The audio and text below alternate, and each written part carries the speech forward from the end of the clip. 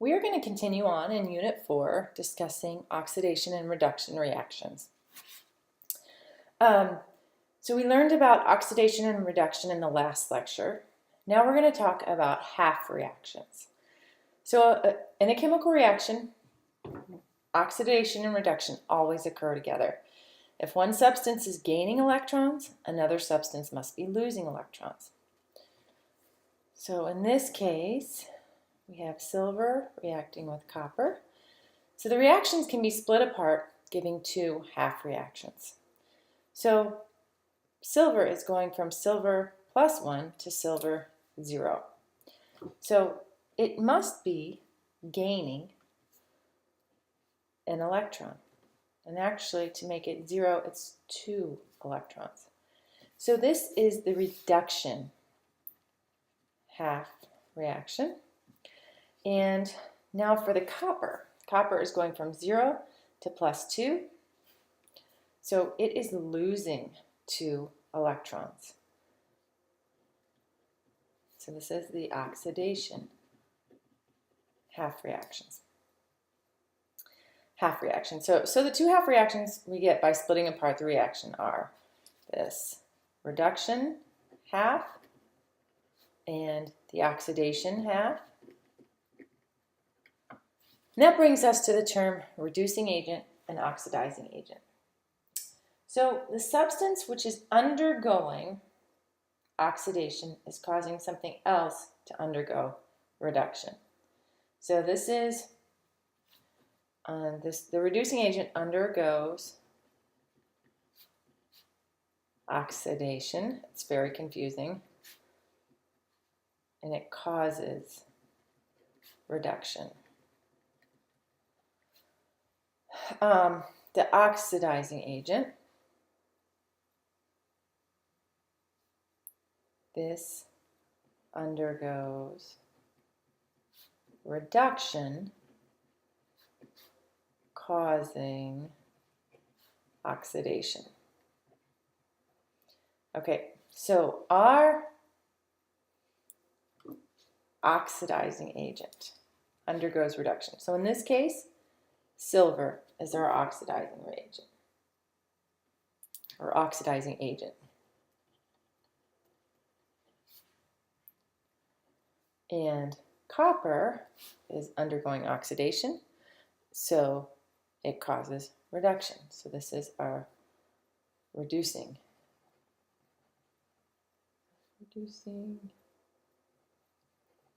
agent. Okay. That can be kind of tricky. But it's kind of the opposite. I always thought of it when I was learning it this way. Reducing agent, that gets oxidized. It causes reduction. Oxidizing agent, that gets reduced, causing oxidation. Okay, so on the next page, I want you to split each one of these into half reactions. Label each half reaction as oxidation or reduction.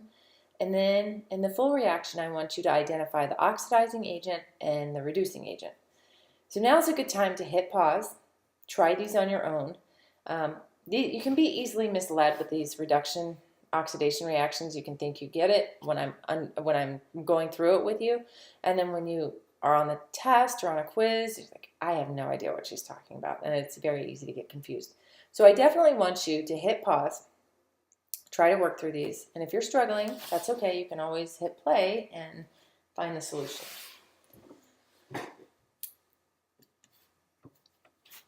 Okay, so we have the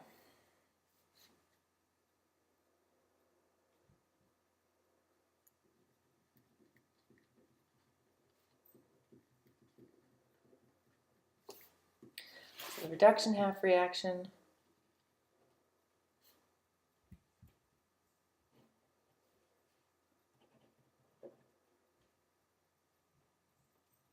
it's like this. Oxidation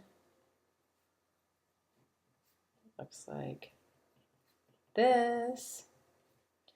Okay, so iron is undergoing oxidation, so it's going to be the reducing agent. Silver is undergoing reduction, so it's the oxidizing agent. Okay, this next one, reduction, oxidation. So we have copper 2 plus 2 electrons gives you copper, and zinc. You know, and you can always, if you don't know which one's getting reduced or oxidized, you can just start writing out the different half reactions and then label them afterwards. Okay, so zinc is getting oxidized. That means it's a reducing agent. Copper is getting reduced, so that means it's the oxidizing agent. Copper 2 plus. Okay, this next one, I'm just going to start writing and then label afterwards.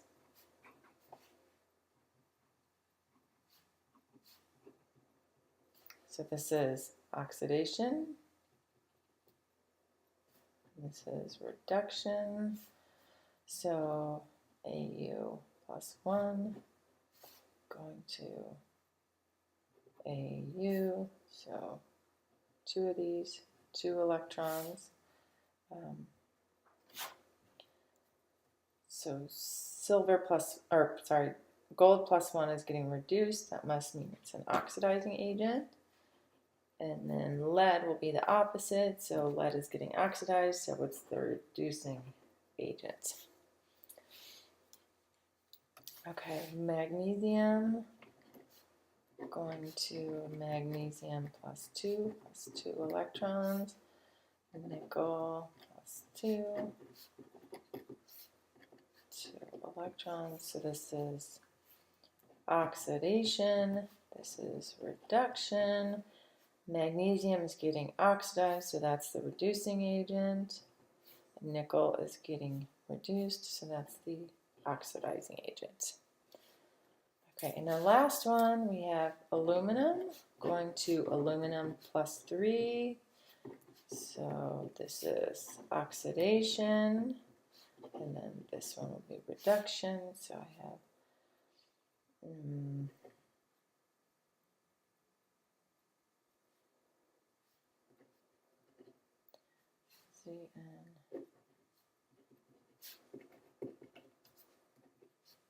2 electrons. Yeah. Okay, so that's reduction. So aluminum is getting oxidized. So this will be your reducing agent. It's causing zinc to be reduced. And then zinc is getting reduced. It's an oxidizing agent. It's causing aluminum to get oxidized. Okay, so keep practicing these if you are struggling with them. They definitely get easier the more you practice them. And electrochemistry is the study of how electricity can cause chemical change and how chemical reactions can generate electricity. So, how electricity can cause chemical change, triangle for change, and then how chemical reactions can generate electricity.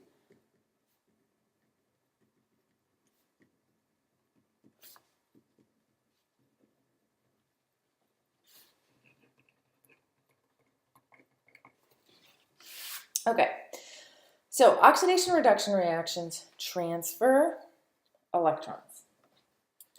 If the substance being oxidized and the substance being reduced are right next to each other, some electrons are transferred directly, but as the charge builds up, the reaction stops. However, if the substance being oxidized and the substance being reduced are separated, and so let's do separated, and then connected by a wire or any piece of metal or a salt bridge, the electrons will flow through the wire and generate electric current.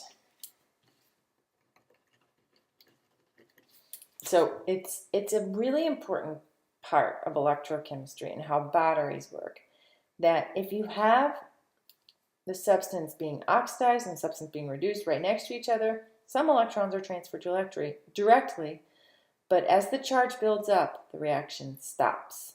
So having them separated is key. Okay, so let's move on. In a battery, the two substances are usually separated by a porous medium, such as a paste or thin paper.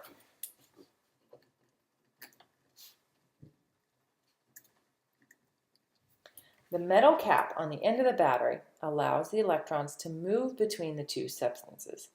The terminal electrode on the battery where oxidation occurs is called the anode. The terminal electrode where reduction occurs is called the cathode. And when I was an undergrad, one of my teachers had a really neat way to remember this. So, excuse my drawings.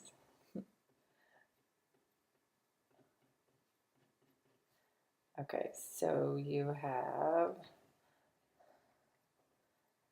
a red cat.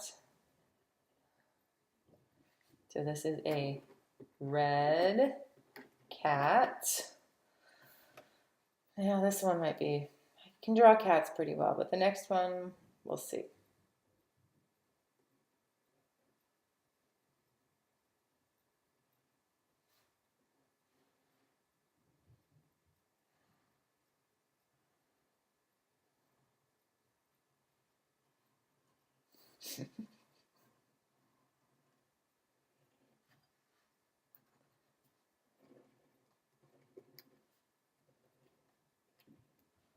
On an oxen.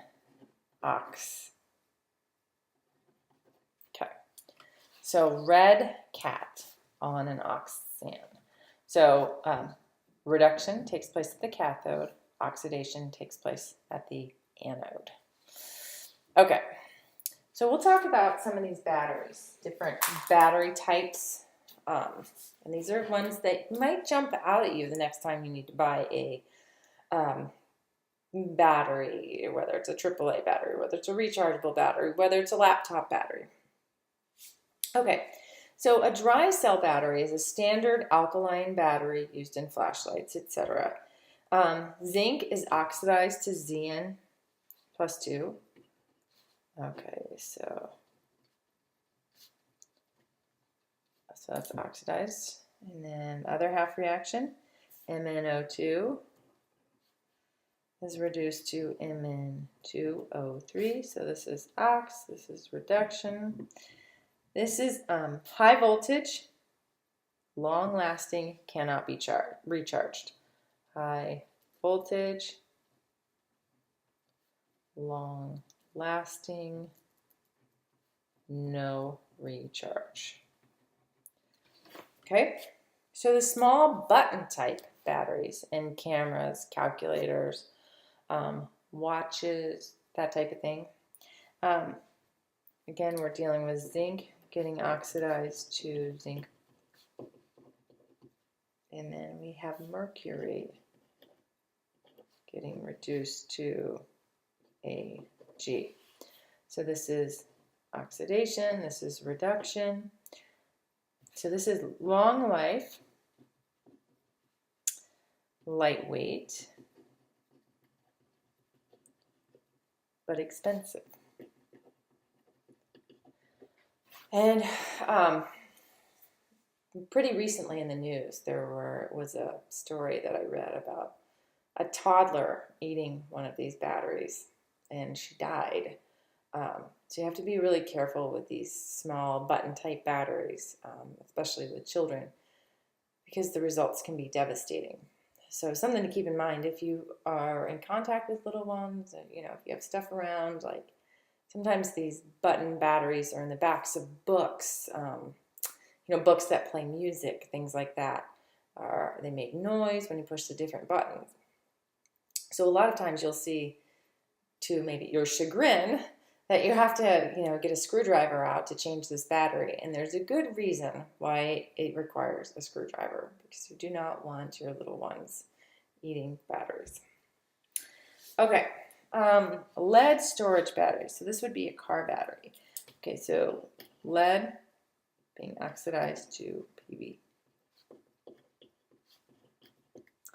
Okay, and then PbO2 is reduced to Pb plus 2. So this is the reduction part.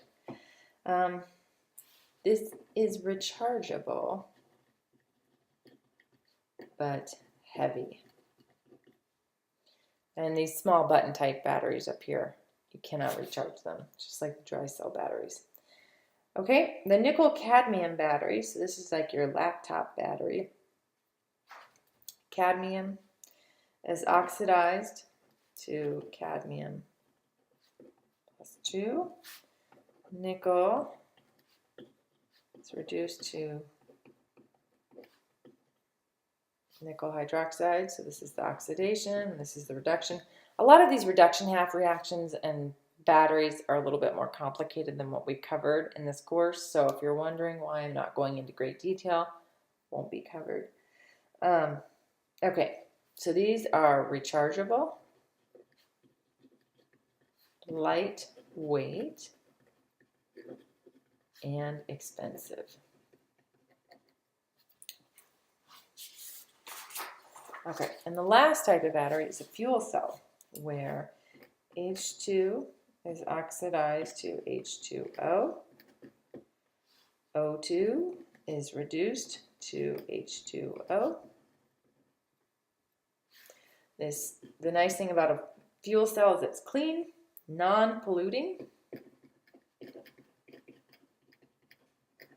but it needs a constant input of hydrogen and oxygen gas, a very large size. Needs a lot of H2 and O2 gas. Okay, so that concludes our lecture on half reactions and batteries. You might look a little differently at batteries now, hopefully that your eyes have been opened. You might recognize, oh, this is zinc, or this is lead, or this is a NiCad battery.